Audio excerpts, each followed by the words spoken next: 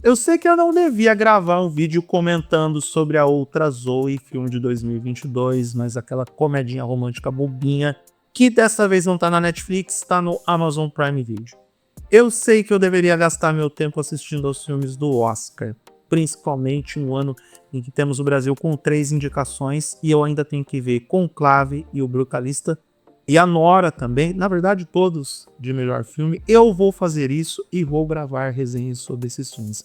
Mas eu tô num momento da minha vida que eu tô tentando não levar tudo a sério. E estou tentando me convencer que essas comedinhas românticas têm lá a sua validade, mesmo que seja para iludir as pessoas que acreditam no amor romântico. Acontece o seguinte, esses filmes são uma tortura.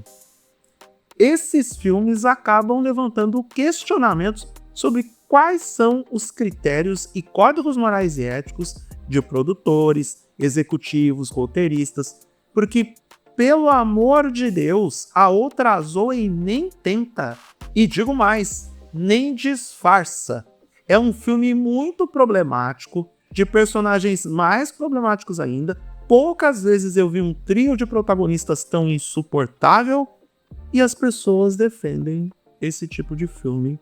E eu tô aqui para comentar por que A Outra Zoe deveria ser estudo psicológico para mostrar como é que a humanidade está indo num caminho meio errado sobre essa ideia de amor romântico, apesar de todos os erros que a protagonista comete. Eu sou Eduardo Moreira e esses são os meus 5 centavos sobre A Outra Zoe, filme de 2022 da dona Prime Video, querendo copiar a fórmula da Netflix. O que acontece aqui? A Zoe número 1, fica mais fácil se eu diferenciar, porque existe uma segunda Zoe, obviamente, senão o filme não se chamaria assim. A Zoe número 1, que é estudante de ciências da computação, ela tá lá na faculdade tentando criar um algoritmo que não é baseado no amor verdadeiro. Óbvio que ela vai falhar, porque o algoritmo dela é baseado no estereótipo de que a gente só se aproxima de pessoas que têm as afinidades na vida que fogem do campo romântico, afinidades intelectuais, esportivas, sociais, ou seja, um algoritmo baseado no estereótipo, é tipo um Tinder sem a parte de gente com pouca roupa e possibilidade de pegação. E aí, ela acaba se interessando por um carinha que tem as mesmas visões de mundo que ela. Então ela tem o primeiro encontro dela com aquele que seria o seu futuro namorado no mundo dos desmemoriados, mas antes ela é grosseira, rude e sem educação com ele, se valendo do estereótipo de putz, ele é jogador do time de futebol da escola, logo ele tem um QI do tamanho de uma ervilha. Ela foi extremamente grosseira e sem educação com ele, e até um pouco invejosa, porque como ela não tem namorado, e o cara foi lá na livraria que ela trabalha comprar um presente para a Zoe número 2, que é a atual namorada dele, bateu aquele ranço e aquela invejinha por conta disso. Aí o cara esquece o cartão de crédito dentro da livraria que a Zoe número 1 trabalha, ela sai correndo para entregar o cartão para ele e aí provoca um acidente onde ele de bicicleta é atropelado por um carro. É aí que ele tem a amnésia dele. O rapaz é levado para o hospital e, para que ele possa se recuperar melhor do acidente, não podem dizer para ele o que aconteceu, não podem colocar ele numa situação de estresse e não podem contar que aquela menina que ele acordou, porque ele ficou inconsciente com o acidente, ele acorda, vê a Zoe número 1 da livraria, se esquece completamente que aquela mala foi rude com ele e acha que aquela mulher é a Zoe número 2, que é a Zoe que ele namora. Então, com tudo isso, todo mundo entende que a Zoe número 1 tem que manter a mentira, e aí eles engatam um relacionamento que não serve, não existe pra nada, porque, Deus do céu, esse filme não deveria existir, porque afinal de contas a Zoe número 2 existe, e em algum momento ela vai atrás do seu namorado.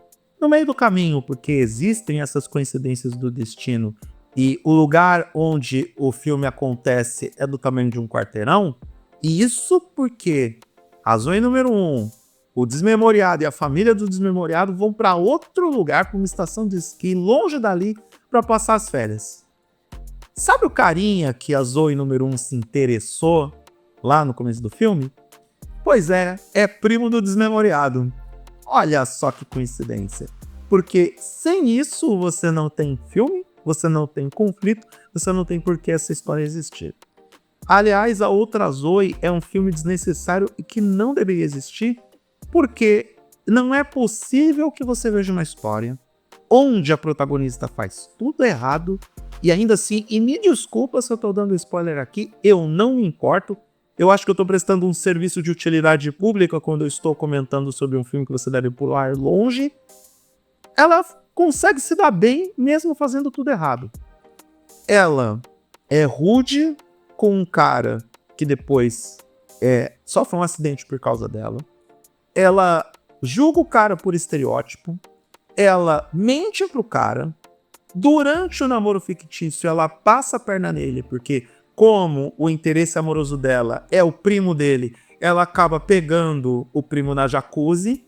E isso ela é quase pega pela irmãzinha do cara. Nem pra isso o filme presta.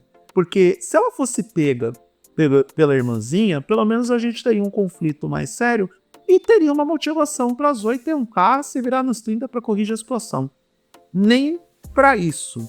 Da mesma forma como acontece lá no filme da Amy Schumer, lá o Meio Grávida, a verdade só vem à tona quando tudo desmorona. Quando, obviamente, a Zoe verdadeira, a namorada verdadeira do desmemoriado, aparece cobrando explicações, porque o cara tá 3, 4 dias sem se comunicar, porque ele não pode olhar para uma tela e descobrir que a namorada dele é outra pessoa. A família não deixa, o primo não deixa, todo mundo fica lá cercando o cara, que, por sinal, dá uma lição na Zoe número 1, porque mesmo desmemoriado, ele não se esqueceu que ele sabe cozinhar bem e que ele consegue aprender as coisas rapidamente. Ele aprendeu a jogar xadrez em, sei lá, 30, 40 minutos. Um gênio, né? Quem diria? Vindo de um cara que só sabia chutar uma bola, Zoe queimou a língua nessa.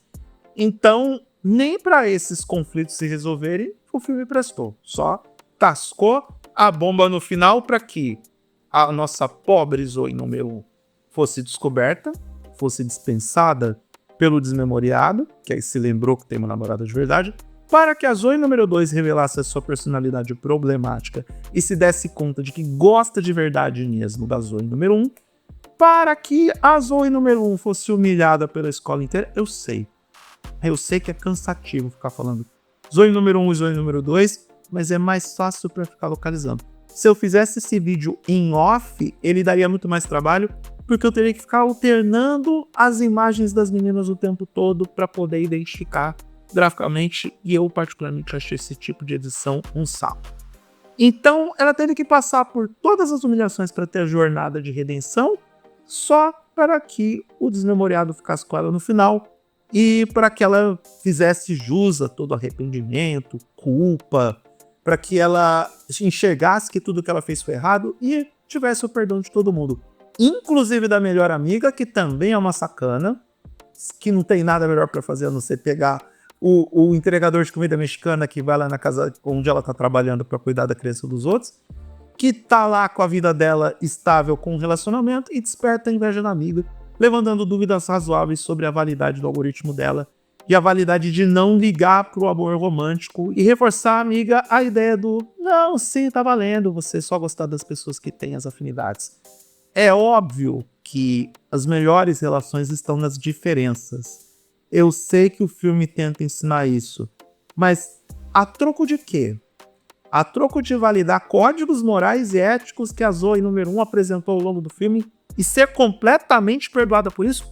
Eu não sei se no mundo real e prático as pessoas gostariam de ter que conviver com pessoas narcisistas, com ego inflado, se achando a última bolacha do pacote, se achando donas do mundo, achando que tem a palmatória do mundo e que tem a razão de tudo, trabalhando com os outros na base dos estereótipos, manipulando a narrativa, concordando com manipulação de narrativa, enganando o cara que sofreu um acidente grave.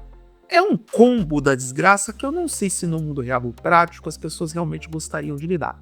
Como é obra de ficção, a gente tem que ligar a suspensão de descrença. Mas no caso de A Outra Zoe, essa suspensão de descrença tem que ser muito alta. É praticamente uma história de fantasia. É um conto de fadas. Cinderela é mais crível que isso.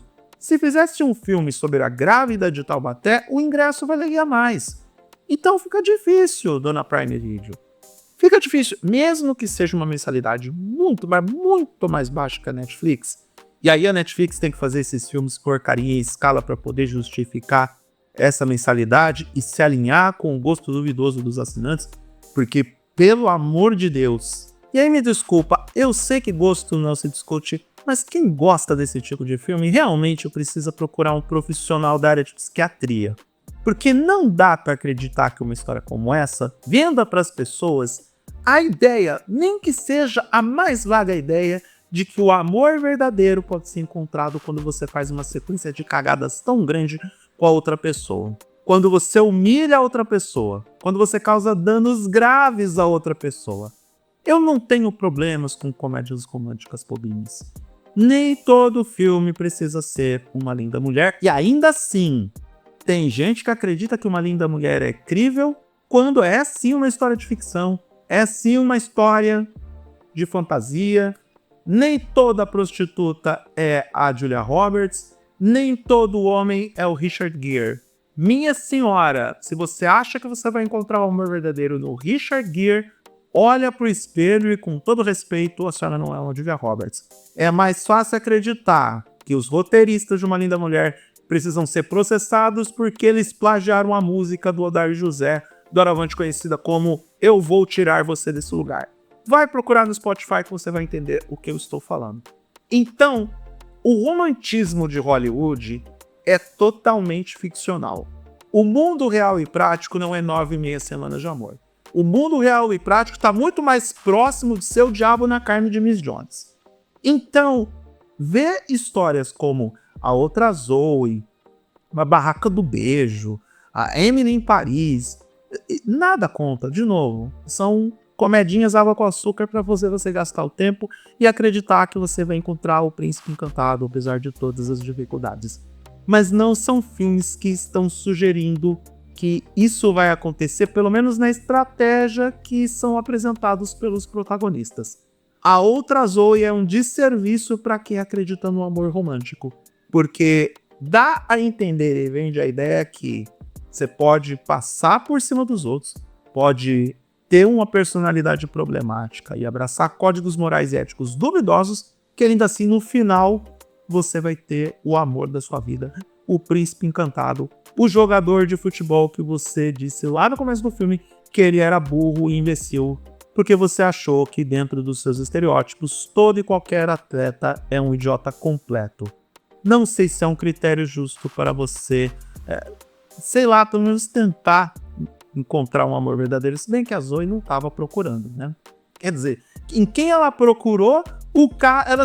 Isso, tem esse detalhe no filme também, antes de terminar o vídeo. Quem ela procurou para ter o amor verdadeiro não estava na mesma página que ela. Porque apesar de não acreditar no romantismo, o cara queria aquilo que todo mundo que não acredita no romantismo quer. A pegação. O trisal. Queria o de férias com ex. Quando ele propôs o trisal para Zoe número 1, ela virou a chave rapidamente e desencanou, desistiu, porque no fundo, o que ela queria é o amor romântico, acreditando que as afinidades seriam fatores essenciais para ela encontrar o amor verdadeiro.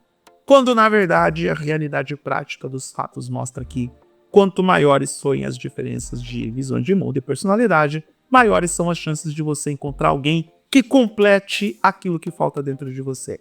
Olha como eu terminei bonito esse vídeo com uma frase bonita, inspiradora, e que pode fazer você refletir depois que você vê os créditos dessa missiva eletrônica que acaba agora.